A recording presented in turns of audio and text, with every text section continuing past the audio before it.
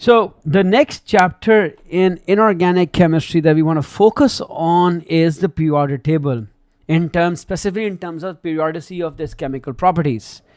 And we tend to use period 3's physical and chemical properties to study that behavior generally. Okay, so we will study period 3, and then we will assume that all other periods react or behave similarly, and we will talk a bit about their periodicity or the trends in their physical properties, okay, and then trend in their chemical properties.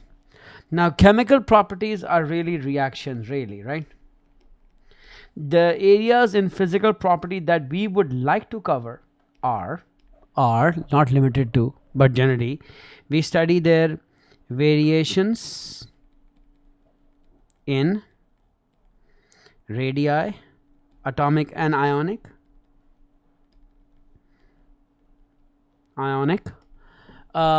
we also do melting point and electrical conductivity. I want to make sure I don't miss out anything. Yes, and we've got to also study the variations, describe and explain these variations.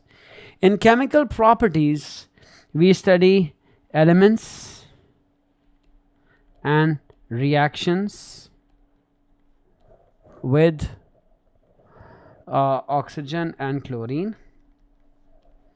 Then we study their oxide behavior and reactions, and basically the chloride reaction with water mostly, and chloride formation. Okay, that we already have that in that part, right? So those are some of the areas that we'd like to focus on. Okay, and we study the pHs also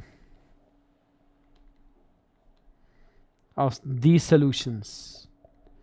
So that's where the two distinctions are. Okay, and obviously then we'd have to figure out the properties of other elements based on the groups of the elements, because what we studied before also, I'm sure you remember, is that periodicity just means properties changing and improving periodically, kind of thing, you know. So now what are the period 3 elements I'm going to take a look at. Now we've already seen one property for these guys. We've also discussed how the ionization energies vary across this period.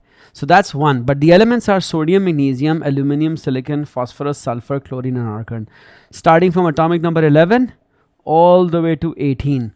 So here the atomic number is 18 and here it's 11. So 11 to 18. And obviously you should be able to predict some of the guys above and below it also. But this is the group of atoms and elements we are going to focus on. All right. Okay, so the first of the properties we're going to take a look at is the radius of the atoms across the period. So we will quickly do this. Okay, the first property is atomic radius. That is a way to measure the size of the atoms. So what's the atomic radius across period 3? Variation.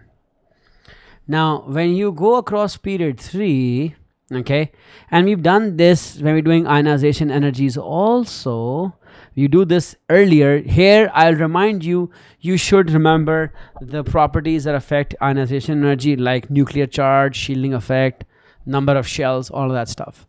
Now we're going to talk about atomic radius. Now what do we know about atomic radius? Well, for any period, atomic radius decreases across the period. So therefore even across period 3, atomic radius decreases across periods. That's it. That's simply it. No matter what period it is, it'll decrease across a period. Quick pause.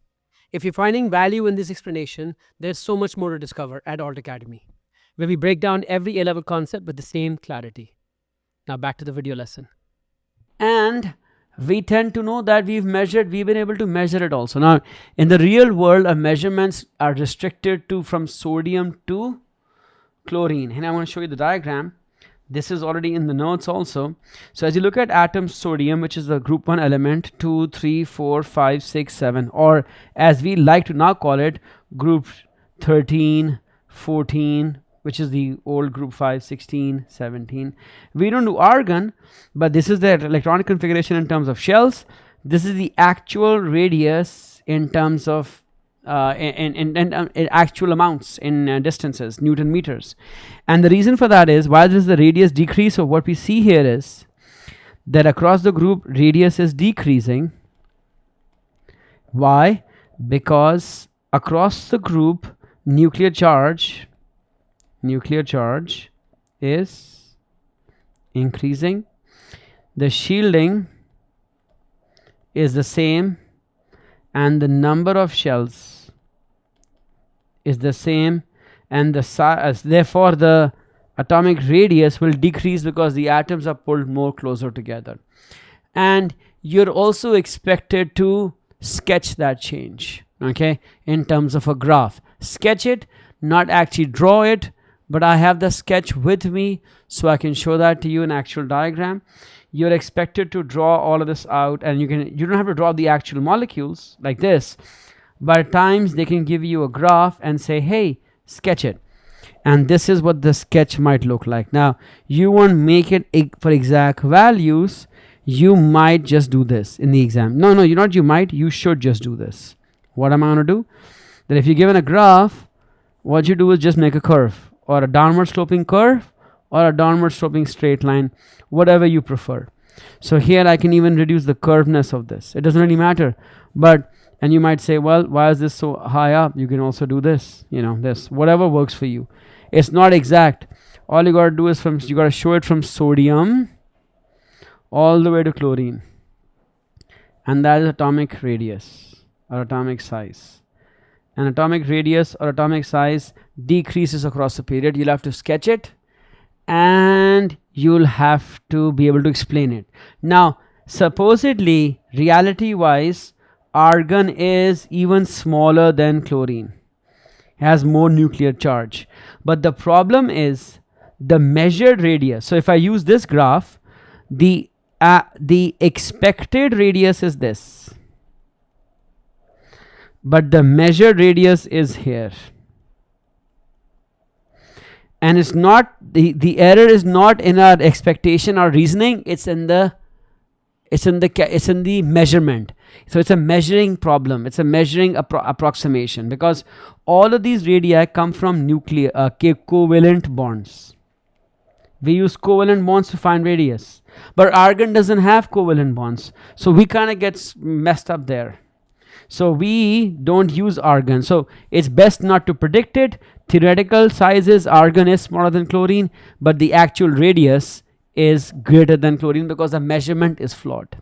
Okay, so that's important to recognize that. It's a smaller atom than chlorine, but our actual measured radius is larger.